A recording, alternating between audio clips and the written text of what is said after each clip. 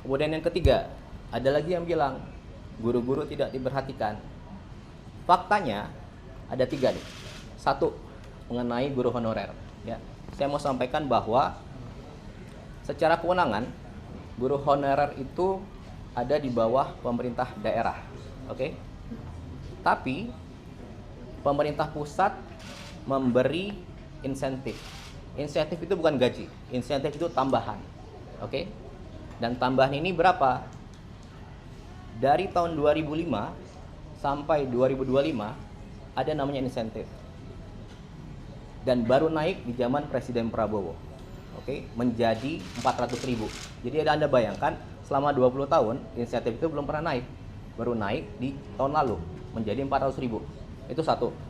Kemudian yang kedua, ada tunjangan guru non ASN, ya. Jumlahnya berapa? Dari 1,5 juta tahun lalu naik menjadi 2 juta.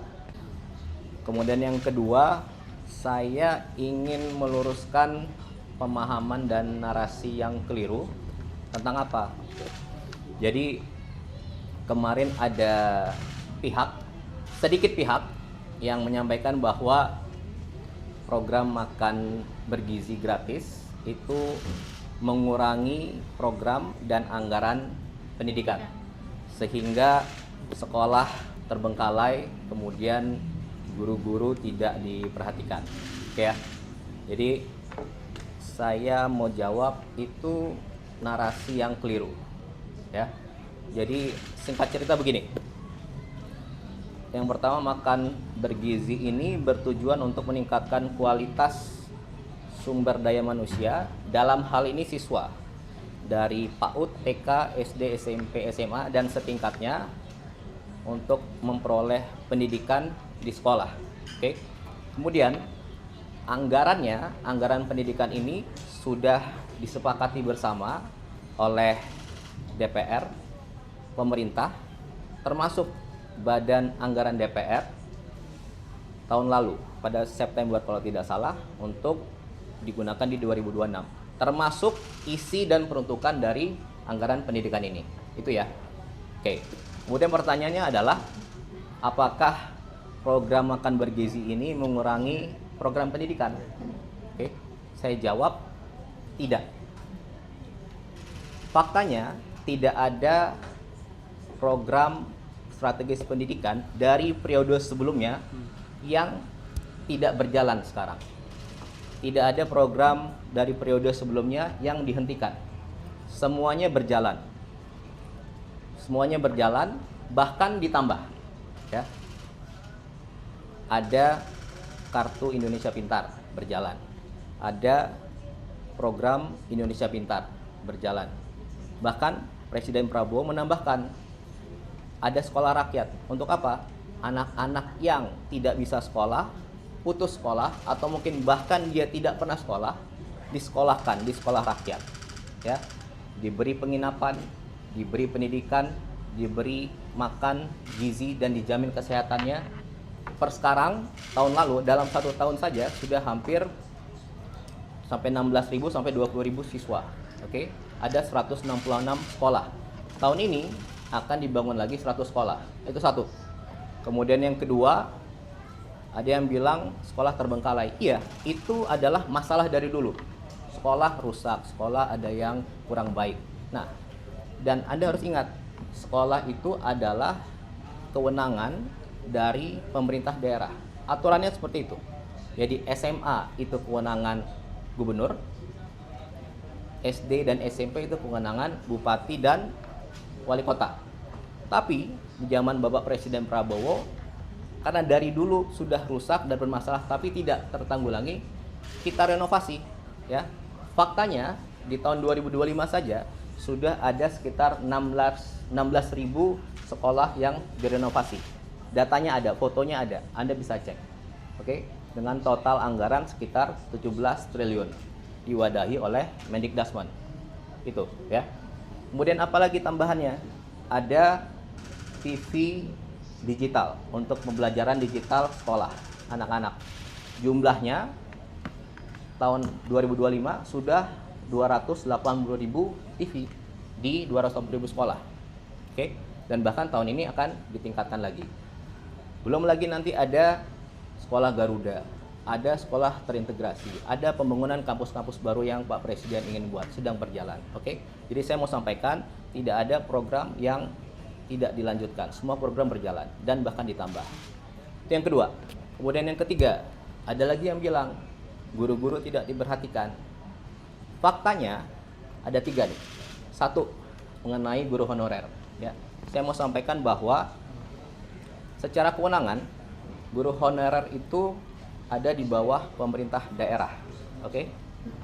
Tapi pemerintah pusat memberi insentif. Insentif itu bukan gaji, insentif itu tambahan. Oke. Dan tambahan ini berapa? Dari tahun 2005 sampai 2025 ada namanya insentif. Dan baru naik di zaman Presiden Prabowo. Oke, menjadi 400.000. Jadi Anda bayangkan selama 20 tahun insentif itu belum pernah naik. Baru naik di tahun lalu menjadi 400.000. Itu 1. Kemudian yang kedua, ada tunjangan guru non ASN, ya. Jumlahnya berapa? Dari 1,5 juta tahun lalu naik menjadi 2 juta. Oke. Kemudian yang ketiga, apalagi kebijakannya? Yang paling dirasakan oleh guru-guru adalah, jadi dulu pemberian tunjangan honor itu melalui transfer ke daerah, pemerintah daerah yang beri. Dan itu 3 bulan sekali baru dapat. Nah, tahun lalu Presiden memberi instruksi agar setiap bulan itu langsung diberikan langsung ke gurunya dan sudah berjalan. Oke, tentunya semua tadi diudahi oleh Kementerian Dikdasmen. Oke, nah itu. Jadi yang mau saya sampaikan di sini, tidak ada program pendidikan yang dikurangi atau tidak berjalan. Seluruhnya berjalan, dilanjutkan, bahkan ditambah. Dan lebih detail, lebih fokus kepada siswanya, sekolahnya, dan juga gurunya. Ya. Jadi saya rasa itu menjawab semua pertanyaan. Itu aja kira-kira yang bisa saya sampaikan. Oke, terima kasih.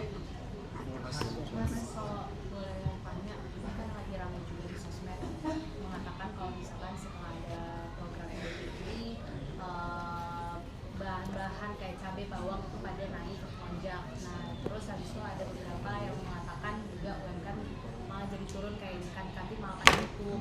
Nah, itu boleh nggak sih Mas dilurusin lagi gimana kalau misalkan dan program ini sebenarnya tidak menyenggol arah situ? Oke, intinya saya mau jawab. Ini tadi saya bilang, program MBG ini untuk meningkatkan kualitas sumber daya manusia. Oke. Kalau yang tadi itu nanti Kepala Badan akan menjelaskan besok detail. Beliau akan memberikan secara detail khusus mengenai apa yang harus dibenahi dan dilaksanakan ke depan. Itu ya kira-kira. Oke, saya mau jawab yang perihal tadi itu. Oke? Itu aja. Sekali lagi. Kalau dari PDIP kan menyebutkan dari lampiran perpres itu 223 triliun itu bagian dari dana pendidikan. Itu seperti apa, Mas? Apa? Ya, itu tadi saya bilang. Itu udah ada di lampiran perpresnya gitu, Mas, kata PDIP. Iya. Jadi namanya anggaran pendidikan itu 20% dari APBN. Oke. Nah, di tahun ini 769,1 T itu 20%. Oke. Dan itu anggaran pendidikan. Anggaran pendidikan itu apa? Banyak. Isinya peruntukannya, ya. Dan isinya peruntukannya itu sudah disepakati bersama tahun lalu oleh pemerintah, DPR dan Badan Anggaran DPR. Yang mana ketua bangkatnya juga PDIP, gitu kira-kira. Dan tadi semua hal itu adalah termasuk MBG adalah fondasi awal untuk memperbaiki pendidikan ke depan. Itu kira-kira, ya. Itu aja. Terima kasih.